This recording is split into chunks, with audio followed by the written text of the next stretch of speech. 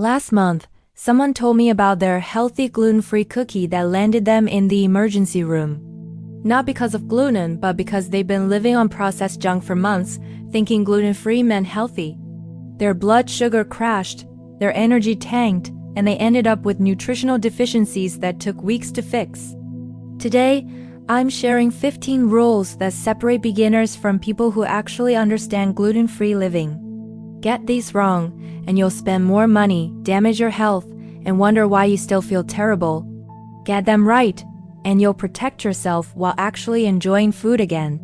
Let's start with Rule 1. Gluten-free doesn't mean healthy. This is the biggest trap beginners fall into. Those gluten-free cookies, crackers, and frozen meals? They're often loaded with more sugar, sodium, and preservatives than regular versions. Food companies replace gluten with rice flour, potato starch, and a cocktail of additives to make things taste decent. You're not eating healthy food, you're eating expensive junk food. Focus on naturally gluten-free whole foods first, then treat processed gluten-free items as occasional conveniences, not daily staples. Rule 2. Oats aren't automatically safe. This one surprises everyone. Oats themselves don't contain gluten, but they're usually grown in fields that previously had wheat, or processed in facilities that handle wheat. Cross-contamination happens during growing, harvesting, transport, and processing. Even pure oats can trigger reactions in sensitive people. Always buy certified gluten-free oats if you want them in your diet. The certification process ensures they're tested to contain less than 20 parts per million of gluten. Rule 3. Your kitchen needs a complete overhaul. Microscopic gluten particles stick to everything. Your wooden cutting boards, scratched non-stick pans, and that old toaster are contamination sources. Gluten hides in the tiny scratches on plastic containers and wooden utensils. You need separate cutting boards, a dedicated toaster, and new non-stick pans. Replace anything porous or scratched. This isn't paranoia, it's protection. Even crumbs invisible to your eye can trigger reactions in sensitive people. I remember staring at my kitchen after my diagnosis, overwhelmed by everything I needed to replace. It felt expensive and excessive until I got sick from my clean cutting board. Rule 4. Restaurant gluten-free menus aren't always trustworthy. Many restaurants add gluten-free options without understanding cross-contamination. Your gluten-free pasta might be cooked in the same water as regular pasta, or your salad prepared on the same surface where they just made sandwiches. Ask specific questions. Do you have a separate prep area? Are your fryers dedicated? Do you change gloves between orders? If they seem confused or annoyed by these questions, that's your answer about how seriously they take cross-contamination. Rule 5. Supplements and medications contain hidden gluten. This catches people off guard because we don't think of pills as food. Gluten appears in tablet coatings, capsule fillers, and binding agents. Your daily vitamin, that prescription medication, even over-the-counter pain relievers can contain gluten. Always check with your pharmacist and read every ingredient list. Many medications have gluten-free alternatives, but you have to ask specifically. Don't assume anything is safe just because it's medicine. These first 5 rules form the foundation of safe gluten-free living. Notice how they're all about questioning assumptions. That's the mindset shift you need. Nothing is automatically safe just because it seems obvious. The gluten-free world requires you to become a detective, questioning everything and verifying safety at every step. But here's what's fascinating. Once you develop these habits, they become second nature. You'll automatically scan ingredient lists, ask the right restaurant questions, and spot potential contamination sources. It's like learning a new language that protects your health. Rule 6. You'll lose friends who don't understand your medical needs, and that's their problem, not yours. Some people will roll their eyes when you ask restaurant questions or decline dinner invitations. They'll say you're being dramatic or suggest you just pick off the croutons. These aren't real friends. Real friends learn about cross-contamination, suggest safe restaurants, and check ingredient lists before cooking for you. Don't compromise your health to make others comfortable. The people who matter will adapt. The ones who don't weren't worth keeping anyway. This sounds harsh, but protecting your health requires boundaries that some people won't respect. Rule 7. Cross-contamination happens in ways you'd never expect. Shared condiment jars are contamination sources because people double-dip with bread-covered knives. Cutting boards retain gluten particles even after washing. Shared butter, peanut butter, and jam containers are off-limits unless you're the first person using them. Your family sponge that just cleaned wheat pasta residue will spread gluten to your dishes. Even the dishwasher isn't foolproof if dishes aren't properly rinsed first. You need dedicated condiments, your own sponge, and extreme awareness of what surfaces have touched gluten recently. It sounds exhausting because it is, initially. Rule 8. Reading labels becomes a full-time skill, and wheat-free isn't the same as gluten-free. Gluten hides under names like malt extract, modified food starch, and natural flavoring. Soy sauce contains wheat.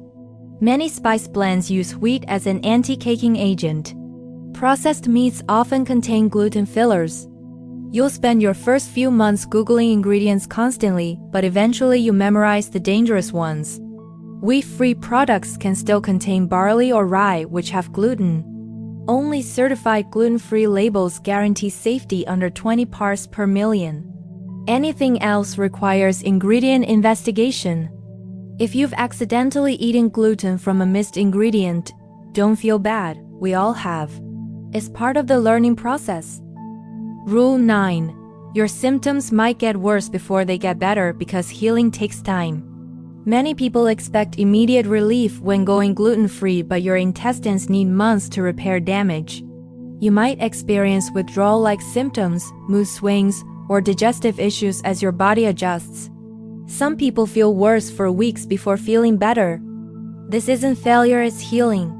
Your gut lining is rebuilding, your nutrient absorption is improving, and your immune system is calming down. Track your symptoms in a journal so you can see gradual improvements you might otherwise miss.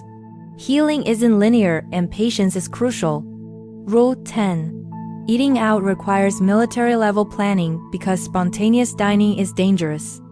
Call restaurants before arriving to discuss preparation methods. Research menus online and identify safe options ahead of time. Always have backup plans because gluten-free items might be unavailable or contaminated. Carry safe snacks in case nothing works out. Learn which chain restaurants have proper protocols and stick to those for reliability. Fast food is generally safer than fancy restaurants because chains have standardized procedures. When traveling, research safe restaurants at your destination before leaving home. Spontaneity is a luxury you can't afford. Rule 11. Travel means packing your own food because airport and hotel options are extremely limited. Airports have few truly safe options, and flight delays can leave you hungry with no alternatives. Pack enough snacks for your entire trip plus delays. Hotels rarely have gluten-free breakfast options that aren't cross-contaminated. Research grocery stores near your destination and plan shopping trips for basics. Many hotel rooms have mini fridges where you can store safe foods. International travel is even trickier because gluten-free awareness varies dramatically by country. Rule 12. Beauty products and toothpaste can contain gluten because anything touching your mouth matters. Lipstick, lip balm, and toothpaste can trigger reactions in highly sensitive people. Gluten in these products won't cause intestinal damage like food does, but it can cause mouth sores or skin reactions. Check ingredient lists on anything that might accidentally be ingested. Many mainstream brands now offer gluten-free alternatives once you know to look for them. Rule 13. Certified gluten-free costs more but prevents hospital visits, so budget accordingly. Expect to spend 30 to 50% more on groceries initially. Certified products undergo testing to ensure they contain less than 20 parts per million of gluten. This testing costs money, which gets passed to consumers. But compare that cost to medical bills from continued gluten exposure. Your health is worth the extra expense, and costs decrease as you rely more on naturally gluten-free whole foods. Rule 14. Your family needs education, not accommodation, so teach them why this matters. Don't expect family members to automatically understand cross-contamination. Explain why separate cutting boards matter and why they can't use your gluten-free bread for regular sandwiches. Most people want to help but don't know how. Provide specific guidelines rather than expecting them to guess. Education prevents well-meaning mistakes that could make you sick. Rule 15. Testing before going gluten-free is crucial because you can't diagnose yourself after elimination. If you suspect celiac disease, get tested before eliminating gluten. The tests require gluten in your system to be accurate. Once you go gluten-free, you need to do a gluten challenge, eating gluten for weeks to get reliable test results. This is miserable if you're actually sensitive. Get proper testing first, then eliminate gluten with medical guidance. These 15 rules protect your health, not your convenience. They seem overwhelming initially, but they become automatic habits that keep you safe and feeling good. The alternative is continued illness, expensive medical bills, and wondering why you still feel terrible despite trying to eat right. Subscribe for weekly gluten-free survival strategies that actually work in the real world.